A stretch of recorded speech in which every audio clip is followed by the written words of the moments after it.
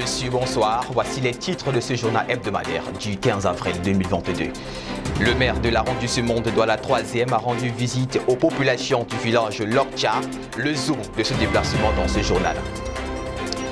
De jour en jour, la jeunesse camerounaise se lance dans le domaine de la peinture. Nous nous sommes rapprochés d'un jeune qui se lance également dans le domaine du 3e art. Et puis du côté de l'international, plusieurs personnels de la santé ont été suspendus suite à la mort d'une femme enceinte. Nous verrons le pourquoi dans cette parution. Une fois de plus, bonsoir. Le maire de l'arrondissement de Douala 3e, Valentin Bossambo Ipoupa, s'est rendu au quartier Lokcha sous l'invitation de Madame Makondor Marceline et a assisté à une opération de lutte contre l'insalubrité. Auguste Bitambo. Armé de machettes, râteaux, brouettes, gangs, le village Lokcha, situé à un jet de pierre du lycée bilingue de Niala, fait son grand ménage. Les dites populations ont répondu massivement à l'appel des édiles du quartier Madame la conseillère Makondo Marceline Viviane, qui veut faire non seulement de Douala 3 un arrondissement propre, mais de son quartier de place to be. Elle avait émis le vœu auprès de monsieur le premier magistrat de cette commune de rendre une visite de courtoisie auprès de sa chaleureuse population, malgré que ses actions restent encore incomprises par certains qui, malheureusement, n'ébranlent pas son moral. L'humain est très difficile, donc je vais continuer à le faire. Il y en a qui comprennent déjà et les autres auront aussi le temps de comprendre. Donc je fais ça tous les jours, il n'y a pas de problème.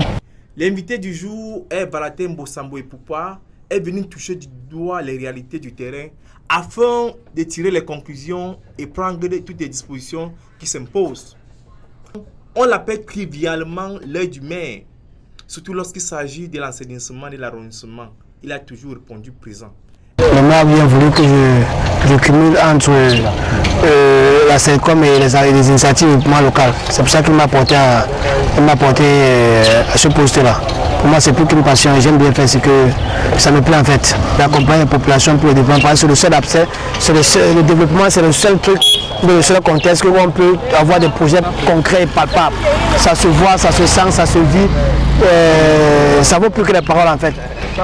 La jeunesse fait de lance de la nation a compris l'impérieuse nécessité de se joindre à cette noble cause pour faire de ce village une vitrine et inviter ceux qui n'ont pas encore compris le message de les rejoindre. Le changement du pays ne saurait se faire sans les jeunes. Et tous ceux qui, comme moi, pensent que nous avons notre partition à jouer au devenir, à la transformation, mais surtout au changement de ce pays, doivent faire comme moi, en particulier dans notre quartier qui est Lokcha, et en ayant en prélude, ou alors à la tête, monsieur le maire Valentin Ipoupa de la commune urbaine de Douala 3e et la grande conseillère Madame Makondo. Tous les jeunes par ma voix, nous sommes mobilisés tout autour d'elle, ceux des volontaires et peut-être ceux qui ne maîtrisent pas encore ce pourquoi les jeunes sont interpellés et l'implication de la jeunesse, des jeunes, il faut le dire, dans ce qui est de faire changer notre pays. Le partenaire des mairies dans le domaine de la salubrité a répondu présent en mettant un personnel d'appui et d'une expertise avérée pour prêter main forte à cette population valeureuse. C'est dans une ambiance bon enfant, donnée par un mouvement d'ensemble impulsé par le maire, que les populations se sont séparées. Le rendez-vous a été pris pour une autre fois.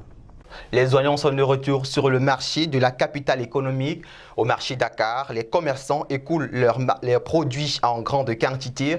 Pour ce qui concerne le piment, il se fait de plus en plus rare et les vendeurs expriment leur mécontentement. Le reportage de Blondine Maud et de Paolo Njomo. On sait comment la main de voir. L'oignon de 500 à 350. L'oignon de 500 à 350. L'oignon de 500 à 350. L'abondance des oignons sur le marché est de plus en plus perceptible. Comme ici au marché Dakar par exemple, situé dans le 3e arrondissement de la ville de Douala, c'est l'affluence devant les comptoirs. Les commerçants s'en réjouissent. Avant, on vendait les 6 à 500 là, à 2000, 3 à 1000 francs, 3 à 1000 francs. Et ici là, ça c'est 1000 francs, 5 à 500. Et ici, 4 à 500. Mais aujourd'hui, c'est vraiment beaucoup. Chaque consommateur trouve son compte et est servi à sa guise. Les oignons considérés comme un produit vital pour le bien-être du consommateur fait sa saison. Le non-approvisionnement des pays voisins sur le territoire national justifie cette abondance. Ce qui justifie pour l'instant l'abondance des oignons sur le marché. Première des choses, le fait que les récoltes sont en train de se passer pour l'instant. Et aussi les pays voisins ne s'approvisionnent plus tellement au Cameroun. Et le fait aussi que beaucoup de jeunes se sont jetés dans la culture des oignons. Si l'oignon est abondant sur le marché, le piment quant à lui se fait rare. Ce fruit utilisé par les différents ménages afin de rehausser la saveur du repas se fait de plus en plus rare sur le marché. La carence est due à la saison sèche qui semble dangereuse pour la production et le développement de celui-ci. Les commerçants expriment leur mécontentement face à la hausse de prix d'achat d'un cajot de piment qui est non bénéfique pour ces derniers. On paie le piment, on ne s'en sort même pas. Quand on paie un seau de piment, on paie à 15 000. Tu viens vendre, tu vends même à 12 000, tu ne t'en sors pas. Nous ne connaissons pas comment on fait pour nous mettre les enfants. La rareté du piment ne met pas le voile sur l'augmentation des prix des denrées alimentaires et autres produits de première nécessité. L'art africain est caractérisé par une très grande diversité de styles liés à son histoire et à sa géographie. Cette diversité culturelle permet de développer une grande créativité, surtout sur les supports d'art contemporain. À cet effet, les événements artistiques et les événements artistiques, les lieux d'exposition et les grands arts se développent petit à petit au Cameroun. Estelle Ngondi est allée à la rencontre d'un peintre. Parmi tant de métiers qui puissent exister au monde, Pelatier a choisi de se lancer dans le monde des peintres, ce qu'il définit comme étant un domaine faisant parler l'âme et l'esprit. Jeune Camerounais, passionné par l'art visuel et plastique. Parti du fait de vouloir créer lui-même sa propre activité, revendiquer une cause sociale, environnante, il se retrouve en train d'ouvrir sa propre structure qu'il a assignée à sa particularité en donnant une partie de son nom à sa maison de production située à Logbaba, ce qui donne le nom de Pela Galerie. Comme tout entrepreneur, l'activité n'a pas été facile pour lui au début. Il fallait des nuits blanches. Il fallait vraiment bosser assez dur à chaque fois lorsqu'on commet des erreurs. Mais bon, jusqu'au final, ça donne quelque chose parce que déjà au préalable, il faut de l'endurance aussi. Il faut vraiment de l'amour dans ce que tu fais. Et il va vraiment falloir que j'ai eu cette persistance-là dans mon travail. Il y a les difficultés d'ordre matériel. Il y a les difficultés d'ordre... Le coaching, tu vois, c'est important en fait. Il y a même des difficultés d'ordre financier aussi. Donc ce sont des difficultés. S'inspirant de son émotion, des faits qui se produisent dans la société en général, il parvient à réaliser de belles œuvres qu'il juge par la suite d'œuvres d'ordre moral. Sa priorité première est l'Afrique en général et dont il s'est donné pour objectif de promouvoir les cultures. Dans sa marche artistique, il a su réaliser une plus belle œuvre de son parcours en l'image de son papa. S'agissant de son parcours, Pelatier était un bon autodidacte. C'est à travers plusieurs entraînements et plusieurs concours. Des fois, il y a eu, quand j'étais petit, il y a eu des dessins, des concours comme Nestlé qui faisait des concours en dessin. Il y avait des multi-associations qui faisaient des concours. Bref, c'est dans ce parcours-là aussi que je me suis impliqué et j'ai vu dans ce domaine-là accroître. L'avantage qu'il puise dans ce domaine n'est nul autre que la facilité à pouvoir satisfaire ses proches si un événement leur concernant nécessitera un cadeau de sa part. Ces mêmes proches n'ont pas su apprécier et voir en lui au départ ce talent dont il ne cessait de travailler pour mettre en lumière. Il persistait pour ce qu'il éprouvait de la passion. Il faudrait que les jeunes foncent, parce qu'il faudrait que les jeunes risquent. Parce que dans le domaine de l'entrepreneuriat, le seul problème, c'est le risque. Il y a beaucoup de jeunes qui pensent qu'ils ont des rêves et autres, mais combien de personnes risquent, tu vois? C'est que c'est ça, c'est que lorsqu'on pense qu'on peut faire quelque chose, il faudrait déjà qu'on se lance. Malgré les fortes concurrences technologiques, l'art plastique continue de nourrir son nom. La salle des actes de la commune de l'arrondissement de Douala 3e a abrité le 5 avril dernier un forum de la sécurité routière organisé par l'Association pour le développement de la jeune fille et de la femme rurale. Elle a été présidée par le premier adjoint au maire, Victor Ateba, le compte rendu d'Auguste Bitambo. Réduire les accidents de la circulation dans l'arrondissement de Douala 3e est la raison fondamentale de la tenue du forum de la sécurité routière organisé par l'Association pour le développement de la jeune fille et femmes rurales et urbaines, en abrégé ADEROUF, qui s'est tenu le 5 avril dans la mythique salle des actes de la commune d'arrondissement de Douala 3e. Cérémonie présidée par le premier adjoint au maire représentant personnel du maire empêché. Le maire s'est dit confiant quant à ce qui concerne l'accompagnement de la mairie de tout organisme à œuvrer dans la lutte contre la sécurité routière dans la commune d'arrondissement de Douala 3e. Nous allons accompagner toutes les structures, qu'elles soient privées, associatives, publiques, dans la lutte contre les accidents de la route. Créée en 2014, la promotrice Madame Ken, épouse Moutassi, s'est dit satisfaite de cette mutation des œuvres caritatives sur la sensibilisation des usagers à observer les règles sur la sécurité routière dont l'urgence était signalée. C'est un fléau. Nous sommes à 70% d'accidents. Vous comprenez que vous conviendrez, vous et moi, que le taux est élevé. Le taux est élevé.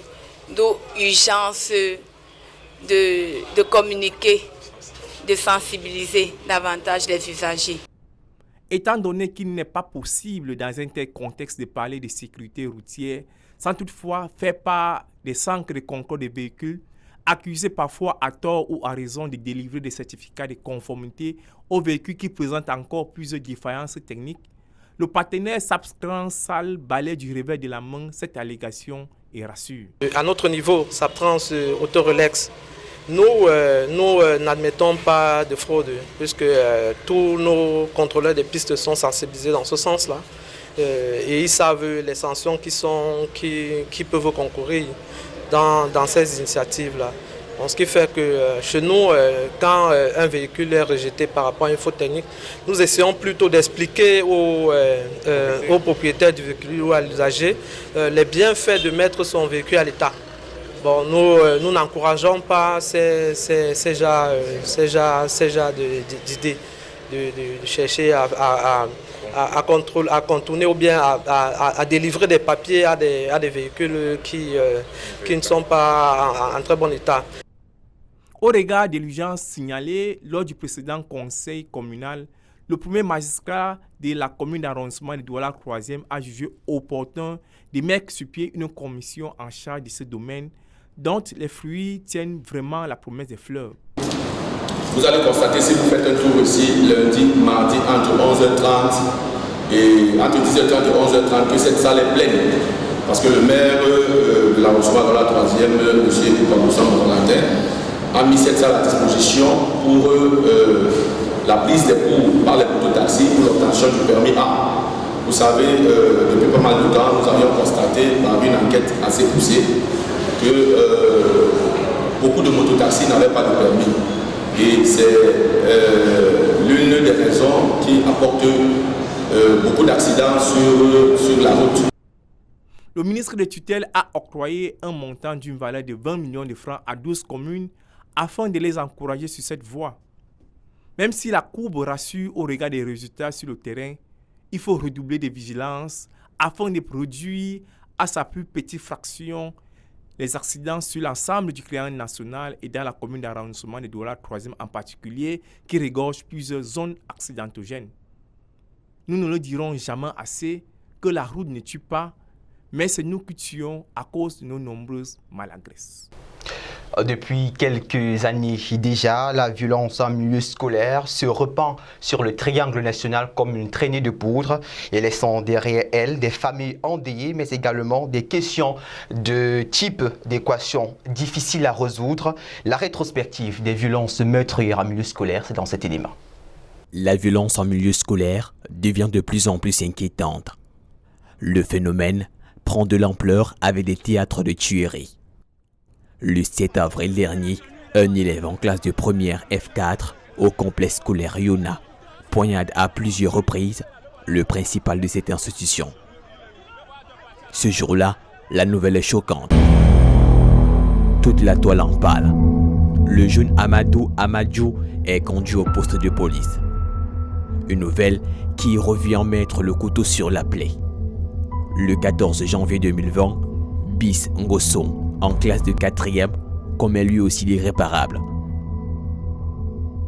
Il assassine son professeur de mathématiques en pleine salle de classe de sang-froid. L'information est sur toutes les bouches. La violence en milieu scolaire confisque l'actualité nationale pendant plusieurs semaines.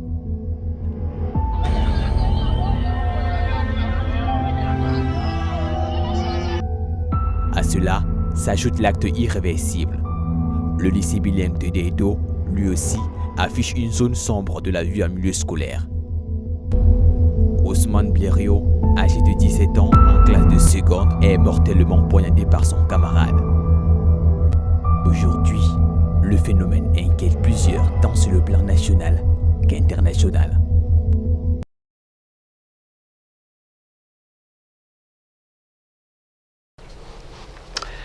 Et puis en sport, championnat d'Afrique de MMA, la compétition s'ouvre à Yaoundé ce samedi 16 avril 2022.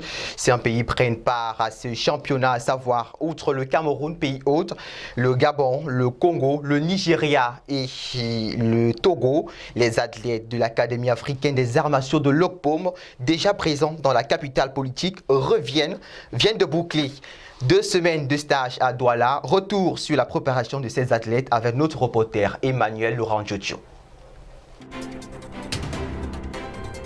Les 5 athlètes de l'Académie africaine des arts martiaux de l'Okpom en MMA sont désormais prêts à rougir ce samedi 16 avril 2022 lors du championnat d'Afrique des MMA prévu au gymnase de la cuvette de Fandena à Yaoundé. En stage bloqué depuis plus d'une semaine, Alice Ngom, Isaac Moulou, Félix Manga, Fokam Foko Moïse et Abel Mbachou passent en revue toutes les techniques pour être rapides et efficaces. Déjà, les heures d'entraînement nous permettent premièrement de repasser les techniques qu'on a eu à apprendre auparavant. Et actuellement, on s'entraîne le matin et le soir. L'idée de mon adversaire, c'est une Nigérienne. Je promets une victoire au peuple camerounais et en promettant encore de prendre beaucoup de programmes pour plusieurs combats qui auront lieu dans les mois à venir. I'm a champion in my category and it's my time to win. By the grace of God, I will make it. And I wish to be like John Jones. I love the way he fights. He's my idol. One day I will be like him. I like John Jones. I love the way he fights and I wish to fight like him. 4 pays sont attendus à ce championnat d'Afrique des MMA, à savoir, outre le Cameroun, pays hôte, le Nigeria, le Gabon, le Congo et le Togo. Les modalités de cette période bloquée sont axées sur les réflexes, la concentration et le travail physique. Et les athlètes se font confiance et promettent de rentrer avec beaucoup de métaux précieux dans la GBCR de l'Académie africaine des arts martiaux. La compétition de samedi se passera bien dans de bonnes conditions parce que je suis préparé mentalement, physiquement et moralement, techniquement. Je vais rencontrer un Gabonais, chose que je n'ai jamais fait dans ma vie, rencontrer un Gabonais.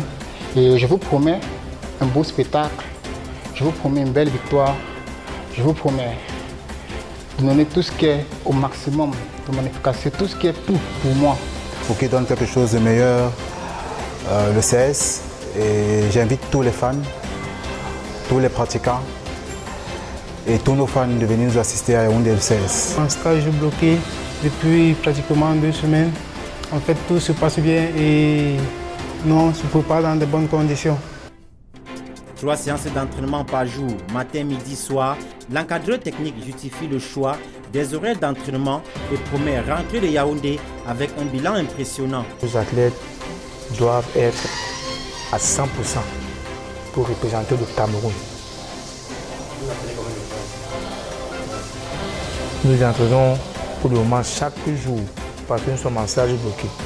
Quand on dit stage bloqué, c'est un autre style d'entraînement. dans le dosage du travail. Ce n'est plus les entraînements ordinaires de 3 jours, de 2 jours. Ce sont des entraînements approfondis parce qu'on a besoin de résultats. On ne sait pas qui on va affronter. Donc c'est pour ça qu'on a augmenté le niveau de travail sur 7 sur 7. Dans le rythme de 3 fois par jour, matin, midi, soir. Pour que les enfants aient ce qu'on appelle une bonne condition physique, une bonne préparation mentale, pour que tout se passe bien. Tout s'y déroule dans un professionnalisme avéré avec cette cage de MMA installée en plein dojo pour synchroniser la théorie à la pratique. Pour l'ambassadeur itinérant du karaté camerounais, Maître Roger Yombi, patron des lieux qui prend effectivement part à toutes les séances d'entraînement, tout est mis en œuvre pour une expédition payante à Yaoundé. Ça fait exactement une semaine que ces gamins sont à l'académie. C'est les athlètes de l'Académie africaine des arts martiaux, section MMA bien sûr. Et j'ai décidé de les mettre ici à Auvers parce qu'il y en a qui devaient perdre du poids.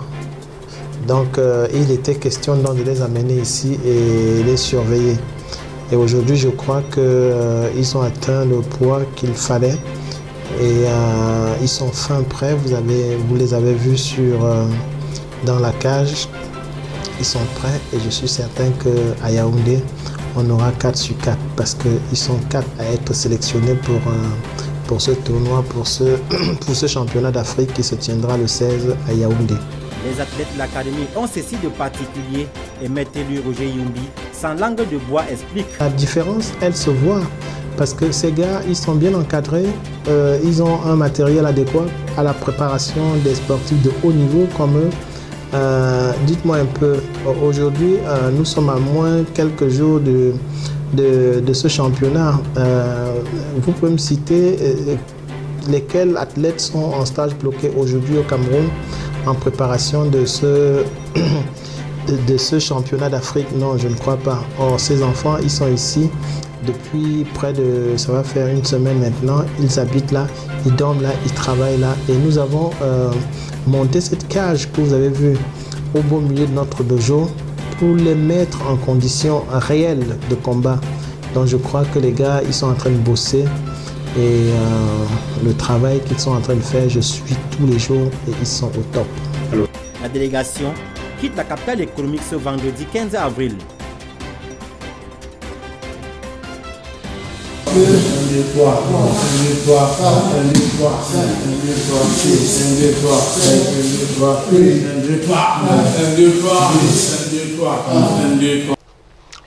À l'international, précisément au Sénégal, les autorités du pays ont destitué le directeur d'un hôpital public et suspendu le personnel de garde après le décès d'une femme enceinte qui attendait en vain une césarienne pendant des heures. C'est une mesure conservatoire prise par le ministère après le décès de celle-ci qui a suscité une forte indignation sur la toile. Selon les médias sénégalais, la dénommée Astou Sokna, la trentaine se serait vue refuser sa demande de césarienne, arguant que son opération n'était pas prévue et aurait été menacée d'être chassée si elle insistait. Le président Macky Sall avait publié un message de condoléances lundi soir sur Snapchat et donné pour instruction de faire lumière sur les causes du décès afin de situer toutes les responsabilités. Au Burkina Faso, le Premier ministre Ouedraogo s'est rendu à Dori à la rencontre des forces de défense et de sécurité engagées dans le Sahel pour la lutte contre le terrorisme. Communément appelé fils du Faso, il a signifié que la question sécuritaire reste la priorité majeure de tous les Burkinabés, mais également apporté un fort message du chef de l'État, Paul-Henri Sandaogo, qui était celui de la reconnaissance, de la fraternité, puis des encouragements dans la lutte contre ces terrorismes. Madame, Monsieur, c'est ici que nous mettons un terme à ce journal hebdomadaire du 15 avril 2022. Nos programmes se poursuivent.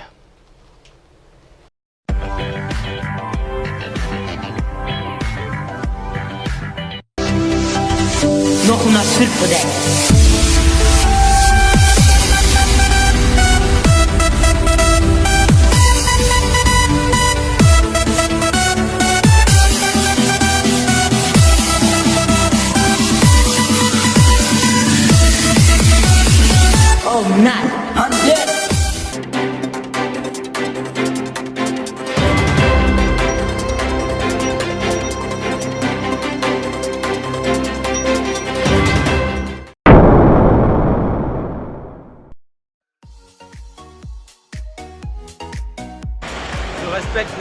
barrières.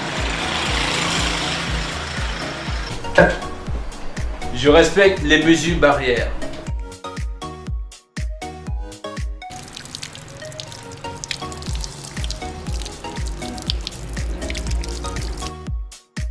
Je respecte les mesures barrières.